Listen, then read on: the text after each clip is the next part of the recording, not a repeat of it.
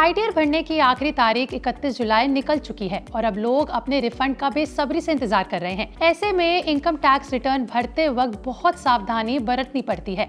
थोड़ी सी भी लापरवाही करने से आईटीआर डिफेक्टिव घोषित हो जाता है। तो क्या आपका भी income tax refund defective ITR हो गया है? तो घबराइए नहीं, हम बेहद आसानी से इसको सही करने का तरीका आपको गाइड करेंगे। सिंपल स्टेप्स को बस फॉलो करना होगा। आगे बढ़ने से पहले ये जान लेते हैं कि आखिर डिफेक्टिव आईटीआर का मतलब होता क्या है। डिफेक्टिव आईटीआर का मतलब होता है आईटीआर में कोई गलती होना। ये गलती आपके नाम की स्पेलिंग भी हो सकती है, यानी अगर आपके नाम की स्पेलिंग आपके पैन कार्ड की स्पेलिंग से मैच नहीं होती है तो आपका आईटीआर डिफेक्टिव घोषित हो जाता है। ऐसे में आपको इनकम टैक्स एक्ट 1961 के सेक्शन 139(9) के तहत नोटिस आ सकता है। हालांकि आपकी इस गलती को सही करने के लिए असेसमेंट ऑफिसर की तरफ से 15 दिन का वक्त आपको दिया जाता है। अब सवाल ये आता है कि आखिर किन किन कारणों से आईटीआर डिफेक्टिव हो सकता है। तो देखिए, ऐसे कई रीजंस हैं जिसकी वजह से आपका आईटीआर डिफेक्टिव हो सकता है। जैसे कि अगर आपके नाम की स्पेलिंग पैन और आईटीआर में मिसमैच हो रही हो तो आपका आईटीआर डिफेक्टिव घोषित हो जाएगा। अगर आपने आईटीआर फाइल करते समय गलत चालान नंबर डाल दिया हो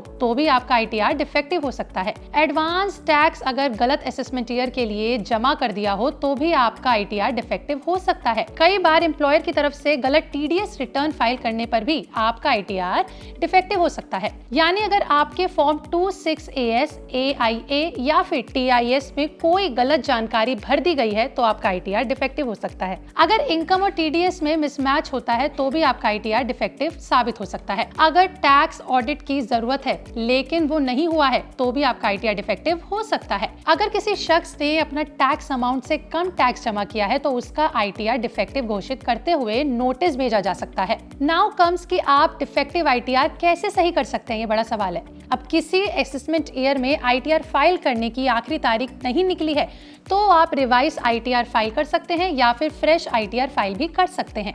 अगर आपकी टोटल इनकम और डिडक्शन में कोई बदलाव नहीं है तो आप फ्रेश आईटीआर भर सकते हैं, वरना आपको रिवाइज आईटीआर भरना होगा।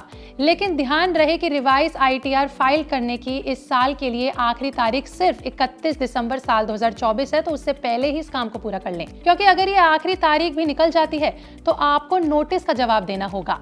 इनकम टैक्स के नियमों के अनुसार बात करें तो कुछ सिचुएशन में अपडेटेड आईटीआर भरने की सुविधा मिलती है। असेसमेंट ऑफिसर नोटिस मिलने के बाद 15 दिन का वक्त आपको देगा जिसमें आपको गलती सुधारनी होगी। अगर आप वक्त बढ़ाना चाहते हैं यानी अपनी डेट को एक्सटेंड कराना चाहते हैं तो वो भी आप कर सकते हैं। उसके लिए आपको एप्लीकेशन देनी होगी और असेसमेंट ऑफिसर सही वजह बताने पर आईटीआर की गलती को सही करने की तारीख को बढ़ा भी सकता है। और अगर आप इनकम टैक्स डिपार्टमेंट के नोटिस का जवाब नहीं दे पाते हैं तो आईटीआर को इनवैलिड मान लिया जाएगा, यानी आपका आईटीआर इनवैलिड हो जाएगा। इसका मतलब होगा कि आपने उस असेसमेंट ईयर के लिए आईटीआर नहीं भरा है। ऐसे हालात में आप पर पेनल्टी भी लग सकती है और अगर आपको नोटिस आए तो उससे गंभीरता से लेते हुए सही समय पर अपनी गलती ठीक भी कर लें ताकि पेनल्टी ना लगे। तो अगर आपने भी अभी तक अपना आईटीआर रिफंड नहीं भरा या आपके साथ भी ऐसी कोई प्रॉब्लम हो रही है तो आप पर ये सोल्यूशन है, इसको आप फॉलो कर सकते हैं और इस चीज को ठीक कर सकते हैं। अगर वीडियो अच्छी लगी हो तो लाइक शेयर करना ना भूलें और ऐसे ही आईटीआर से रिलेटेड जानकारी के लिए हमारे चैनल पैसा लाइव को अभी सब्सक्राइब कर लें।